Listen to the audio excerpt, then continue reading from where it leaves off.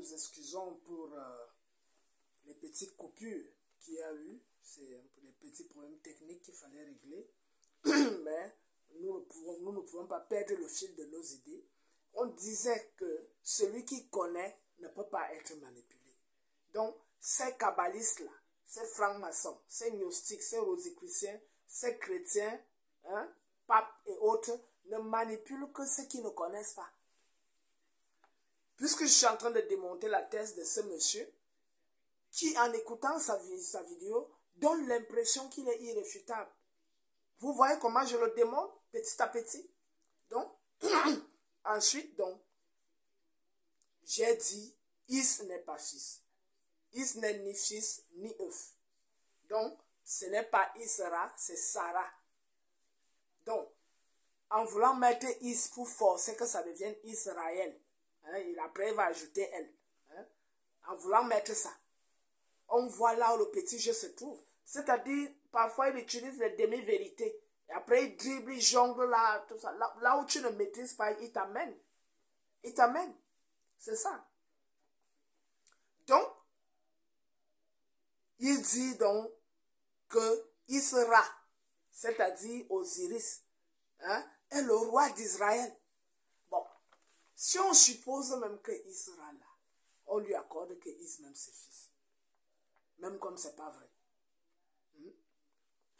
Qu'il nous montre dans quel texte hébraïque, hein, la Bible hébraïque, la Torah, le Talmud, la Mishnah, même le livre, le Sefer Azoa, qu'il me montre là où c'est écrit dans leur livre que Osiris, hein, c'est Israël. Qu'ils nous disent là où c'est écrit. Dans quel livre c'est écrit? Dans lequel de leur livre c'est écrit que Osiris c'est Israël? Dans lequel même de leur livre le mot Osiris se retrouve? On a monté le hiéroglyphe d'Osiris, le trône avec l'œil. On a monté le hiéroglyphe du peuple d'Israël qui n'a rien à voir avec le trône et l'œil, c'est-à-dire le nom du Dieu. Ici, là, c'est le peuple. Parce qu'il y a l'homme et la femme. Je reviens toujours sur ce hiéroglyphe pour que les gars ne perdent pas le fil. Donc, c'est deux choses radicalement différentes. Osiris, c'est autre chose. Israël, c'est autre chose. Osiris, c'est une divinité. Israël, c'est un peuple, une tribu. Donc, on l'a vu suffisamment. Donc, Osiris ne saurait être Israël. En plus, dans aucun de leurs textes, le nom d'Osiris n'est mentionné. Ensuite, il dit que Ra, c'est le nom de Dieu. Mais en même temps, il dit que Ra, c'est le nom de Dieu. Hein? Après, il dit qu'il va dire que Ra, c'est elle. Que elle, c'est le nom de Dieu. Qui est Ra? Donc, Ra est elle.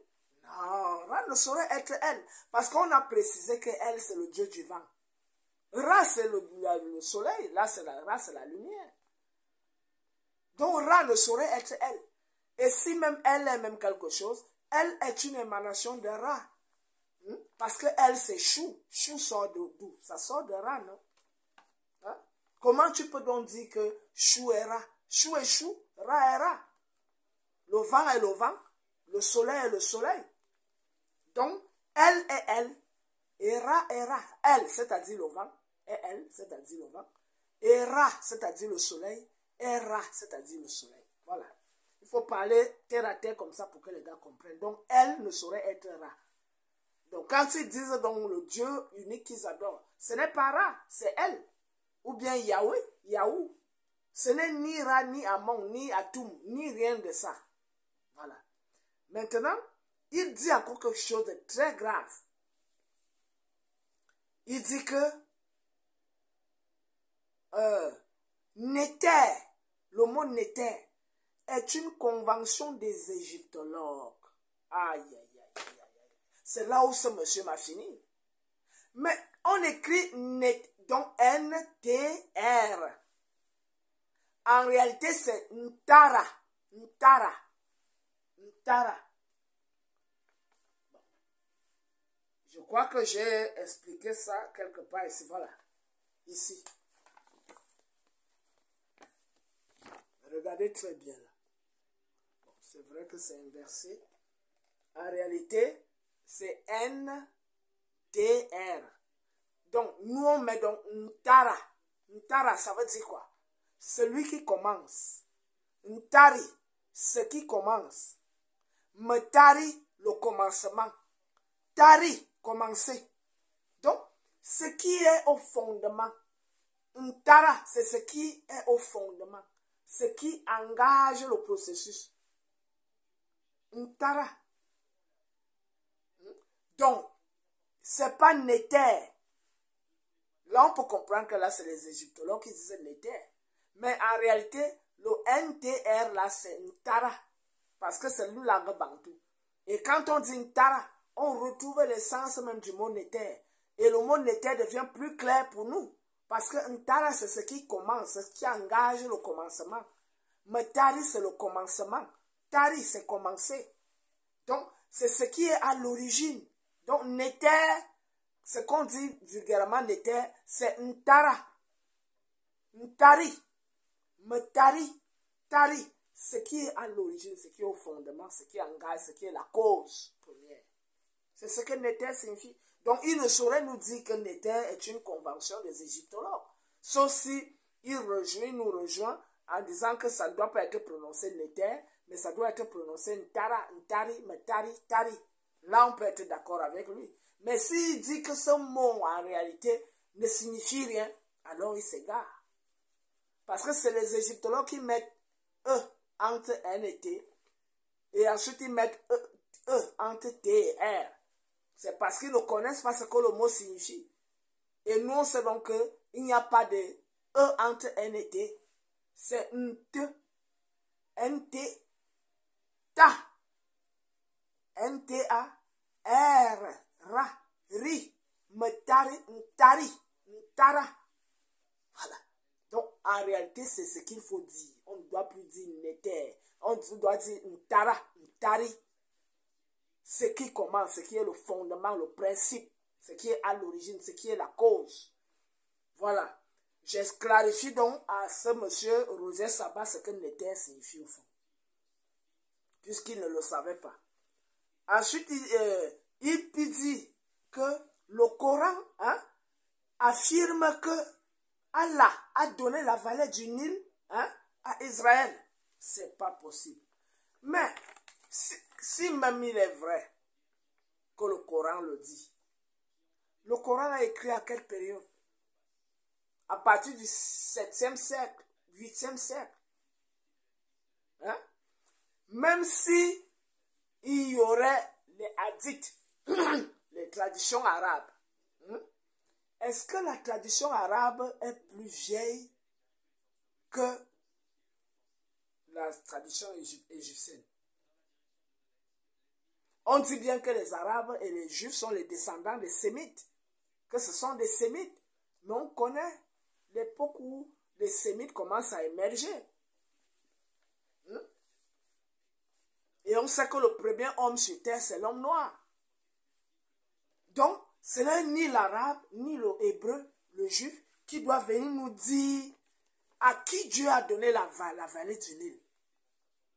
Parce que l'homme noir est le premier à habiter toutes les terres. Donc, l'arabe n'était même pas là. L'arabe, c'est 5000 ans avant l'ère actuelle, avec les hébreux, les sémites là. L'émergence des peuples sémites, c'est autour de 5000 ans avant l'ère actuelle. Alors que le noir est là depuis 400 000 ans. L'émergence même de l'asiatique, c'est moins 15 000 ans. 15 000 ans avant l'ère chrétienne. L'émergence du premier blanc, c'est 20 000 ans avant l'ère chrétienne. Le noir est là depuis au moins 400 000 ans. Noir, bien formé comme je suis, intelligent, qui pouvait déjà réaliser des œuvres. Je parle de l'homo sapiens sapiens. Depuis 400 000 ans. Donc, aucun de ces peuples n'existait. On ne saurait donc dire que ce sont les Arabes, dans le Coran, qui vont venir nous dire que Dieu, que l'homme noir a connu avant Israël, et à qui l'homme noir a enseigné, c'est-à-dire à Israël, à qui l'homme noir a enseigné Dieu. Et on vient nous dire que Israël, donc, qui est venu comme un mendiant, hein, sale, démuni, affamé, il est venu prendre la terre. En réalité, c'est une question de convoitise.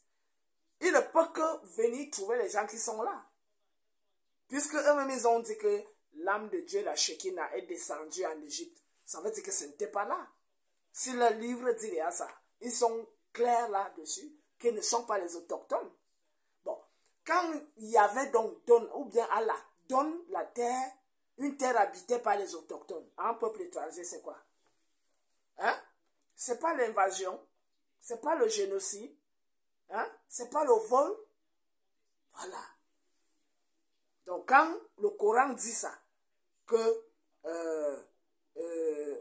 Allah a donné la vallée du Nil, hein, à Israël, ça veut dire que Israël doit attaquer les Noirs qui habitent là et les tuer, comme les Arabes eux-mêmes ont fait, en décimant les masses des Coptes, hein, des Égyptiens autochtones, des Soudanais autochtones, de tout ça, pour créer plus tard ce qu'on appelle aujourd'hui on les appelle même comment là? Les Touaregs. Les Touaregs. Voilà. Et des gens qui, bien que ayant la peau noire, parfois avec un teint un peu clair, hein, ont le cerveau à la Mecque et à Médine. Ils ne sont plus noirs, ils ne sont plus africains. Pire même encore, nos frères, même noirs, même qui ne sont pas des métis, qui ont le cerveau là-bas. Donc, tout montre que c'était un projet d'agression. Donc, si les Arabes tiennent ce discours dans le Coran, que Allah a donné la vallée du Nil à Israël. Bon, si le Coran, pourquoi est-ce que Allah n'a pas donc permis que Israël s'installe là? Et que c'est plutôt eux les Arabes. Bon, est-ce que les Arabes là, eux aussi c'est Israël? Bon, je ne vais pas trop polémiquer là-dessus. Donc, j'ai voulu, il dit ensuite, d'après la Kabbale, hein, 7 est la résurrection. Hein, c'est ce qu'il dit. Parce que il a dit que tel a avalé 7 Uréus et tout ça. Mais ce n'est pas possible. Et c'est en ce moment qu'il nous dévoile en réalité qui ils sont. Ils sont les serviteurs de 7. Ils sont les septiens. C'est pour ça que j'ai d'ailleurs intitulé ça. Hein? Le thème de ce truc, riposte contre les délits septiens, hein, des kabbalistes. Parce que c'est les serviteurs de 7 en réalité. Et je vais le démontrer vers la fin. Donc, lorsqu'il qualifie 7 de résurrection, 7 ne saurait être la résurrection. La résurrection, c'est Osiris, c'est Osiri. C'est Osiris qui est le symbole de la résurrection. Bon, maintenant, quel est donc le nombre qui correspond? Parce que quand on dit 7 là, c'est aussi le nombre 7. Quand vous entendez ce mot, ne croyez pas que c'est la plaisanterie. Lui dit que 7, c'est la résurrection. Donc, le nombre 7, c'est la résurrection. C'est ce qu'il veut dire. Mais, c'est faux. Parce que le nombre 7 est le nombre qui est assimilé à 7 lui-même. Et 7, c'est la mort. Le nombre 7, c'est le nombre de la mort. Après la mort, maintenant, il y a la métamorphose. C'est le nombre 8 qui est attribué à Nebet-Hut, Nephthys. C'est elle qu'il porte vers le divin. Et après le 8, le nombre de la résurrection, c'est le 9. Horus. Horus Ra. Horus Ra. Voilà. Donc Horus qui sort à l'horizon et qui éclaire l'univers. Voilà. Quand tu as compris ça, tu comprends qu'ils ont une cosmogonie qui est aux antipodes des nôtres. La résurrection chez nous, c'est 9, c'est pas 7. 7, c'est la mort chez nous. Et la métamorphose, c'est 8. C'est ça. 6, c'est la naissance. 5, c'est l'amour. Ça dit parité 2 et 3. Voilà, etc. Voilà notre conception des nombres, qui n'a rien à voir avec les histoires de 7, la résurrection. C'est-à-dire que c'est des délires qui n'ont rien à voir avec la réalité. Ils veulent tout réduire à 7. Il y a 7 corps, il y a 7 rayons, il y a 7 ceci. Chez nous, c'est 9. 7 jours, c'est un rôle. Mais 7 est à une certaine fréquence. La fréquence 9 est au-dessus de la fréquence 7. Bon, quand j'ai dit ça, on évolue. Ensuite, on constate tout simplement que dans le livre qu'on appelle les textes sacrés, il y a tellement d'absurdités dans ces textes dits sacrés-là. Comme j'ai expliqué dans l'une des vidéos que vous avez suivies dans la chaîne, toujours concernant le leurre de la vérité sémito-arienne, où j'explique, je lisais la Genèse là. Au commencement, il y avait l'air, il y avait l'eau, après il dit la lumière. Donc il est devant, il est derrière. Ça veut dire qu'il copie, mais il ne sait pas exactement ce qui commence et ce qui s'ensuit. Donc il interpose les choses comme ça là, et il met un melting pot. Les autres viennent, ils disent qu'ils font donc l'interprétation ésotérique, qu'il ne faut pas lire ça littéralement. Alors qu'au fond, c'est parce que c'est mal organisé qu'ils ont besoin de faire tous ces efforts. Et parfois des efforts qui ne sont même pas en adéquation avec, je veux dire, avec le texte en question. Ils forcent des interprétations pour donner l'impression que leur texte est proche de la réalité, que leur texte dit la réalité. Alors que leur texte est constitué des incompréhensions, des contradictions, parce que les textes ont été juxtaposés, recopiés maladroitement par le copiste. Et quand c'est comme ça là, c'est pas intelligible. C'est ce qu'ils ne veulent pas reconnaître. Ils disent, ne lisez pas la Bible littéralement. Ne lisez pas la Torah littéralement. C'est parce que le texte a un problème de contradiction. À cause du fait qu'on a pris tel texte, on a mis là, sans concordance, sans harmonie. Et c'est donc un melting pot qui est là. Maintenant, il faut tout faire pour essayer de débroussailler et voir ce qu'on peut retenir. Voilà. C'est la vérité qu'ils ne veulent pas reconnaître. Ensuite, quand il a dit tout ce qu'il a dit, il ne s'arrête pas. Il continue, il dit,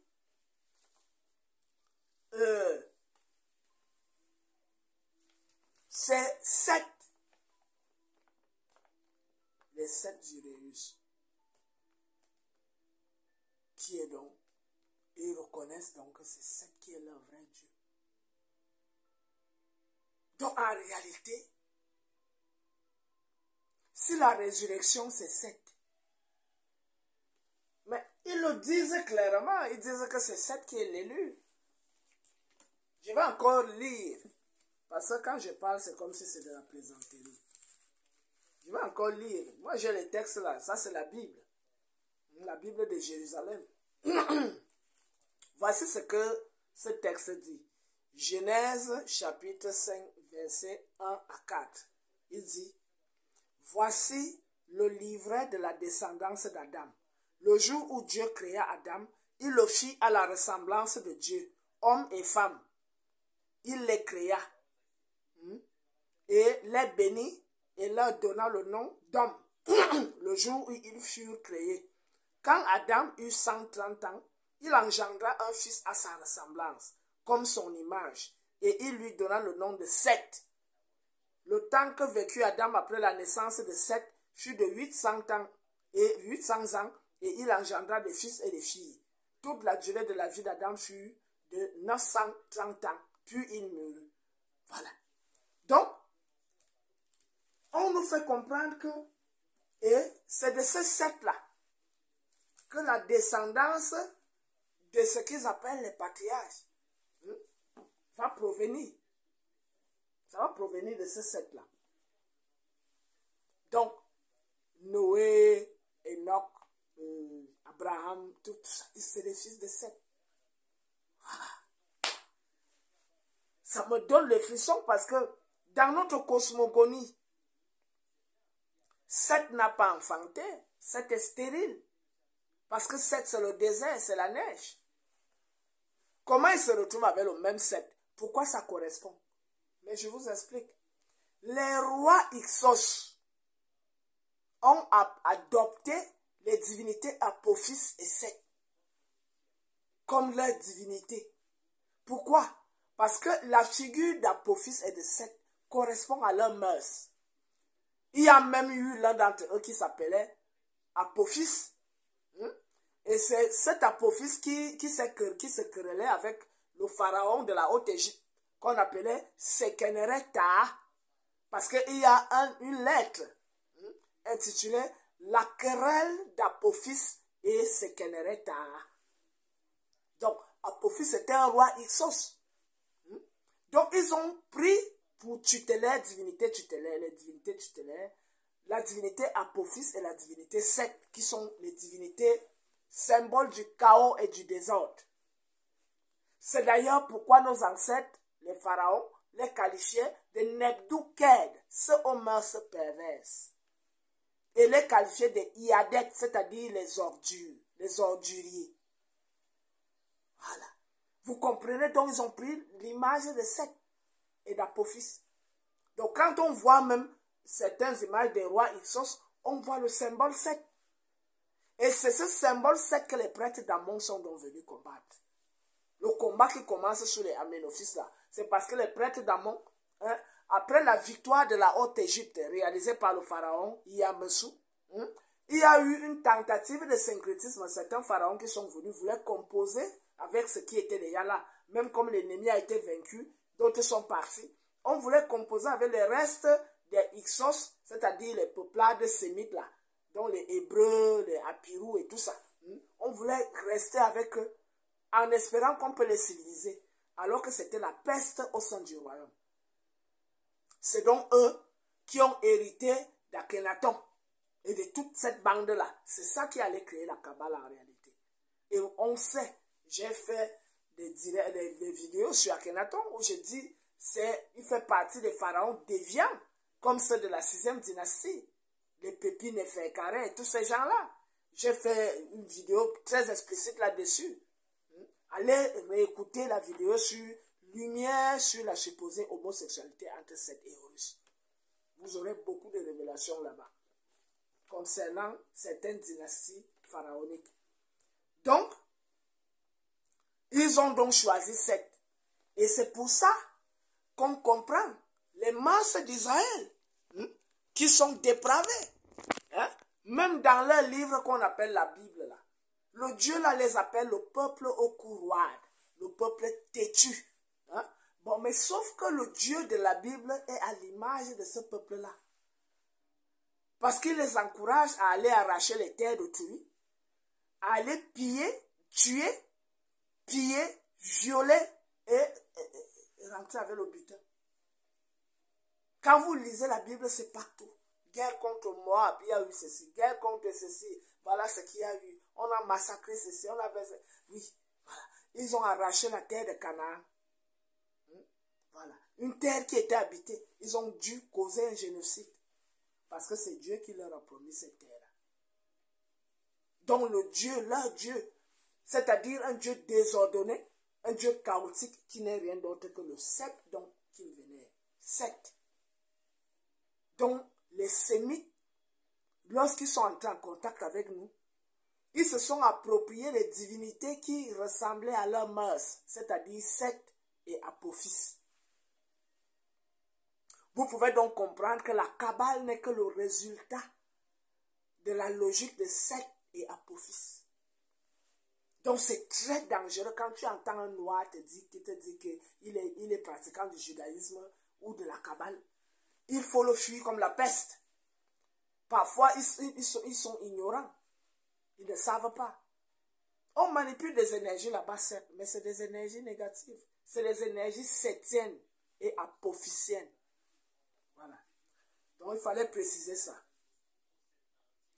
En plus, le constat que nous avons donc fait, c'est que, au lieu d'avouer qu'étant entrés en contact avec nous, ils ont vu notre manière de faire, notre manière de fonctionner. Ils ont été séduits par certaines choses et ils ont copié ça. Ils ont plagié ça. Ils ne veulent pas reconnaître qu'ils ont plagié. Ils veulent démontrer que si certaines choses qu'ils font peuvent se retrouver un peu, ça ressemble aux choses qu'on dit dans les textes égyptiens, c'est parce que c'est eux qui ont apporté ça aux Égyptiens. Alors qu'en réalité, ils sont venus en tant que mendiants affamés, comme leur propre Bible dit. Parce qu'Abraham a eu faim, il descendit en Égypte. Isaac a eu faim, il descendit en Égypte. Jacob eut faim. Il descendait en Égypte. Chaque fois, ils descendent toujours pour aller manger. Après, ils disent que c'est eux qui apportent la civilisation. Hein? On ne peut aller manger que là où on est organisé. Que là où il y a l'agriculture, l'élevage. Là où il y a des administrations.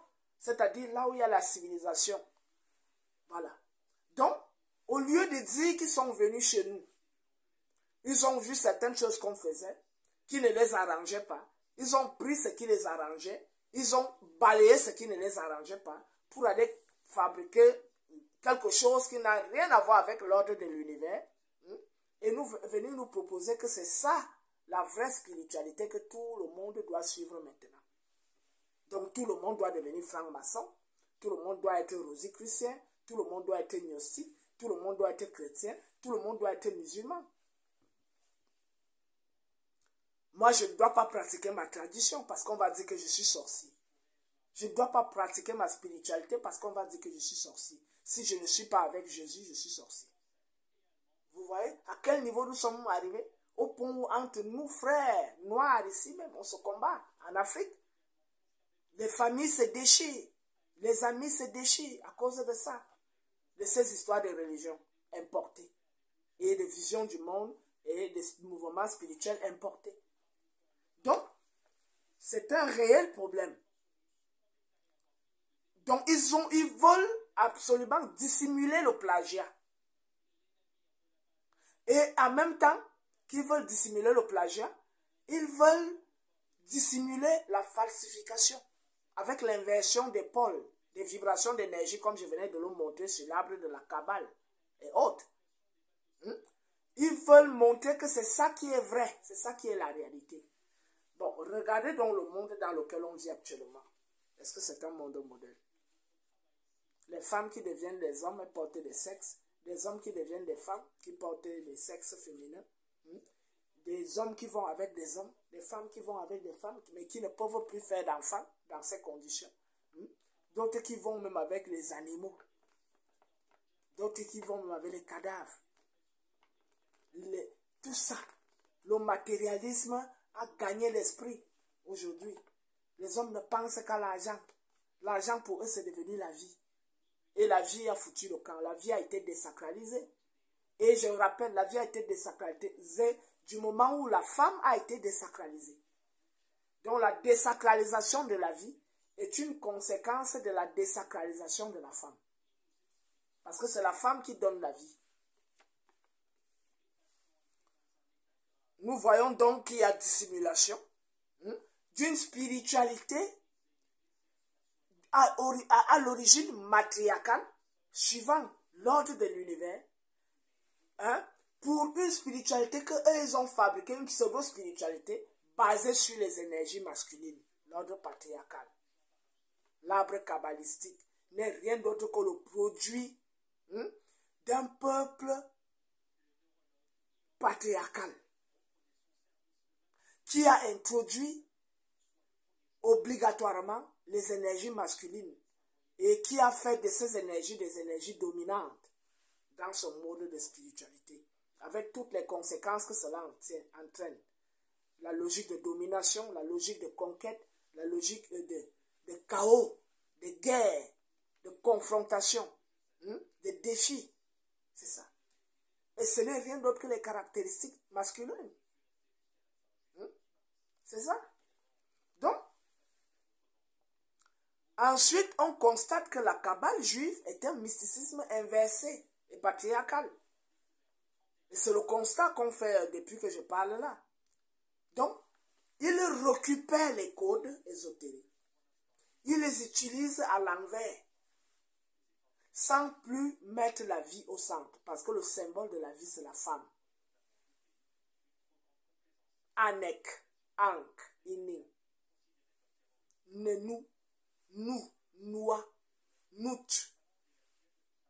Le symbole de la vie, c'est la femme. C'est de Noun que la vie sort. La matrice. C'est de Nout. C'est Nout qui englobe tout.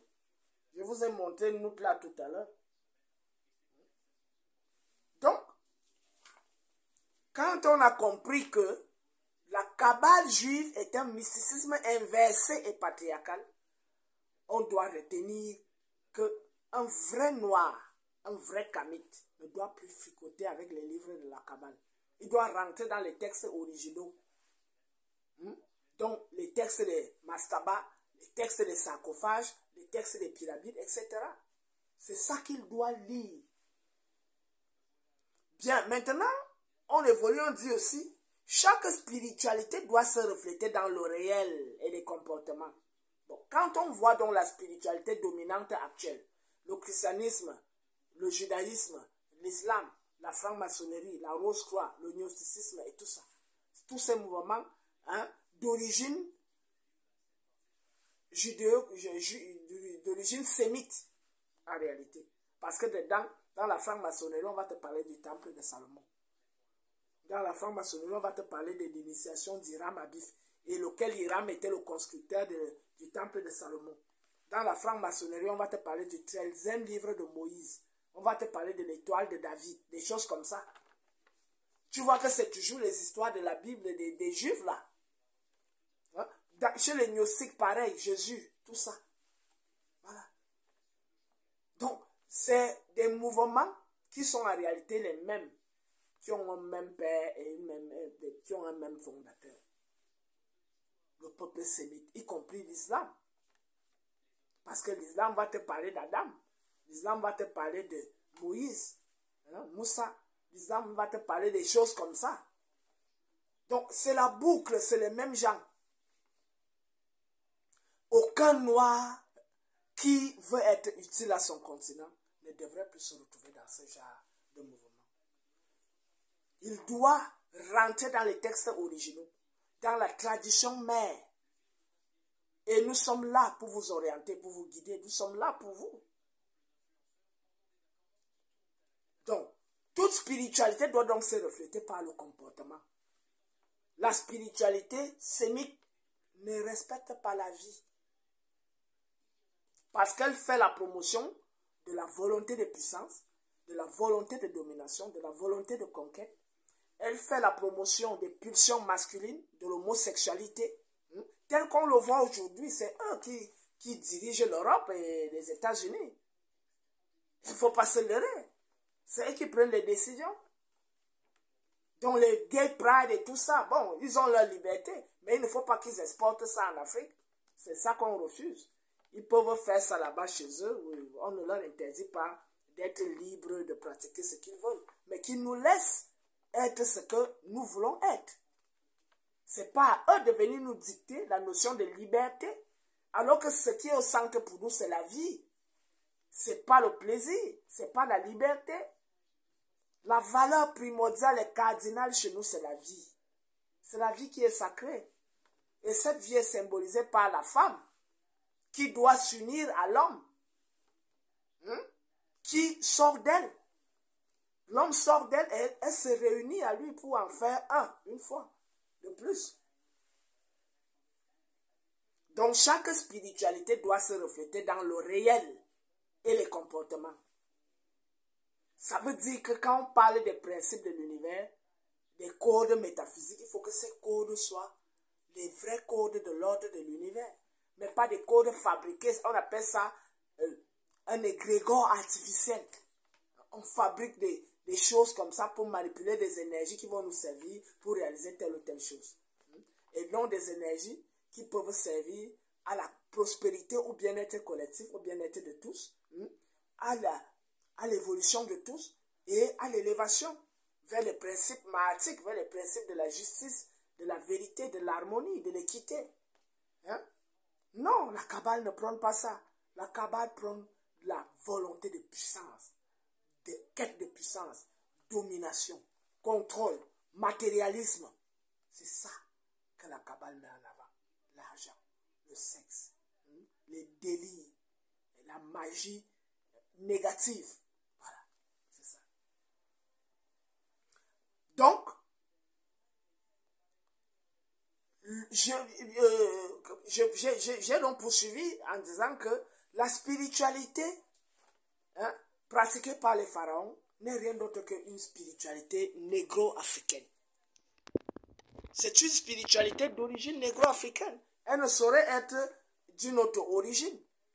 Et je le démontre dans mon article intitulé « Rapport entre le culte égypto-libyen et les cultes traditionnels de l'Afrique noire actuelle ». Je reprends. Cet article qui a été publié dans l'ouvrage « Existence et sens de la Société africaine de métaphysique » et que moi-même je peux vous fournir aussi, en dehors de cet ouvrage, que vous pourrez acheter peut-être. Moi-même je peux vous fournir cet article. Cet article a été publié il y a de cela 2 ans, intitulé « Rapport entre le culte égypto-nubien et les cultes traditionnels de l'Afrique noire actuelle ». Et là, je montre donc l'unité historique des peuples noirs, l'unité linguistique des peuples noirs, bon, ce que Diop et autres avaient déjà fait. Mais moi, je me cristallise beaucoup plus sur la langue étonne, où j'explique ce que Atum signifie en étonne. L'étonne qui est l'une des langues béti, et le béti qui est dans le grand ensemble bantou. Donc, je parle d'Atum, je parle de Nout, je parle de Ankh, je parle de Tot, je parle de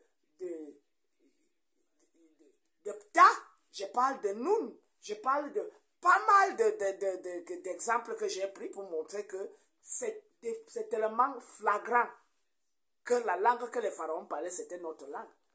Ensuite, j'ai monté sur le plan rituelique, les peaux de panthère qu'ils portaient, et sur le scénario, les coiffures et tout ça.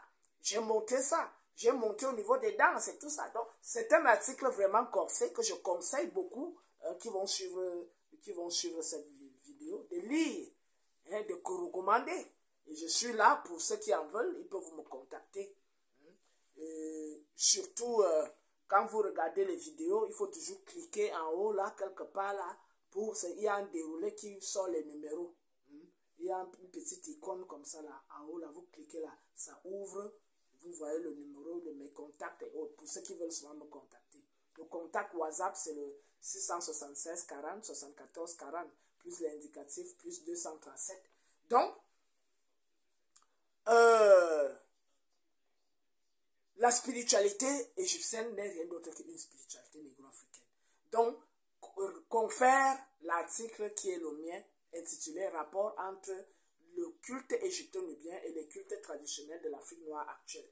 Donc, j'invite tout le monde à lire cet article-là. Là, je suis beaucoup plus explicite que ce que je pourrais déployer ici.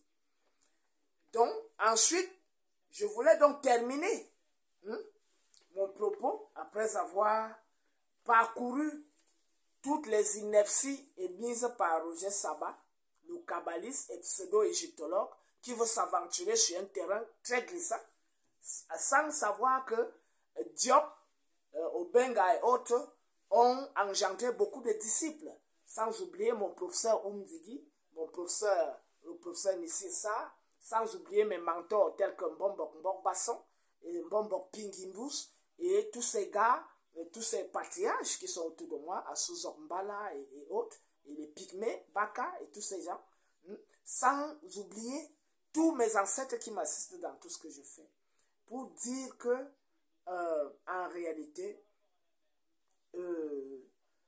les Kamites doivent apprendre à mener des recherches approfondies. Et pour que ces recherches soient utiles à tout le monde, il faut créer des plateformes éducatives.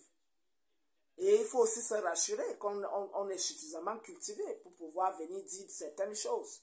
Il faut consulter ceux qui sont déjà avancés et se rapprocher d'eux afin qu'on constitue une grande toile avec nos frères de la diaspora et tous ceux qui sont ici en Afrique pour reconstituer le corps d'Osiris et faire ressusciter enfin Osiris, c'est-à-dire la renaissance de Kama. Je termine donc mon propos en disant que, une fois de plus, j'appelle tous les frères et toutes les sœurs de combat qui me suivent ce soir ou qui vont me suivre un matin ou en journée. Je les appelle à prendre conscience du fait que personne ne peut tout faire à la fois. On ne peut pas en même temps être en train de faire des recherches pour édifier le peuple noir et même l'humanité tout entière à travers les dépenses que nous faisons pour la recherche, les déplacements sur le terrain. On ne peut pas être en train de dépenser de l'argent pour créer des chaînes, des plateformes éducatives. On ne peut pas être en train de dépenser du temps pendant des heures, des minutes, des dizaines et des dizaines de minutes pour expliquer des choses aux gens. On ne peut pas être en train de dépenser autant d'énergie sans que beaucoup de ceux qui en bénéficient ne puissent avoir un minimum de reconnaissance et un sens d'encouragement et de motivation. Nous avons besoin de vous comme vous avez besoin de nous. Tenons-nous la main pour que ceux qui font des recherches, qui diffusent des enseignements, qui mènent des activités concrètes pour la Renaissance africaine, soient encouragés par tous ceux qui vont en bénéficier en termes pratiques et ceux qui en bénéficient actuellement en termes d'enseignement, des connaissances pratiques, de l'école de la vie et tout le reste. Donc, nous vous invitons à contribuer massivement pour la renaissance de l'Afrique noire en encourageant tous ceux qui militent pour cette renaissance et en nous mettant main dans la main pour que on ne soit plus divisé et que le travail de renaissance aille de l'avant. Je salue tout le monde, une fois de plus. Je vais terminer par cette formule. Teuti, abonné. Route me soute me kama. Chenout net sejet. Ra. Je vais expliquer ça. Teuti, abonné. Teuti, c'est T dans ma langue. En étonne, ça signifie inventer. Outil, c'est l'écriture. Outil. Teuti, celui qui invente l'écriture. Donc, quand on dit at, te, c'est inventer, c'est soulever, c'est faire voir, dévoiler. C'est ça que te signifie dans ma langue. Outil, c'est l'écriture. Les Bassa disent matila. C'est toujours la même chose. Voilà. Donc, teuti, abonné. Abonné moi-même. C'est-à-dire, il, bonnet, crée. Teuti, abonné. Route me soute. L'enceinte du rassemblement conceptuel de la Renaissance africaine. Me soute me kama. Les principes sapientiaux, les principes de connaissance de la propices pour la Renaissance africaine. Me soute me kama. Les codes de la Renaissance africaine. Me soute, ce sont les codes rassemblés conceptuellement et physiquement. Me soute me kama, c'est-à-dire les codes de l'Afrique noire. Chenout net sejet, enceinte de la flamme. Ça, c'est une formule de protection. Ra, c'est le jaillissement, l'émission de l'énergie pour repousser toutes les ondes positives. Voilà ce que je pouvais partager avec vous ce soir. Je vous reviendrai bientôt, très bientôt, avec une autre thématique très brûlante, comme celle-ci. Faites le maximum d'efforts de vous abonner, de cliquer sur la cloche et de partager au maximum ce travail que j'ai abattu pour le bien de toute l'Afrique noire. Retep à tout le monde. On se retrouve très bientôt. Je vous dis au revoir.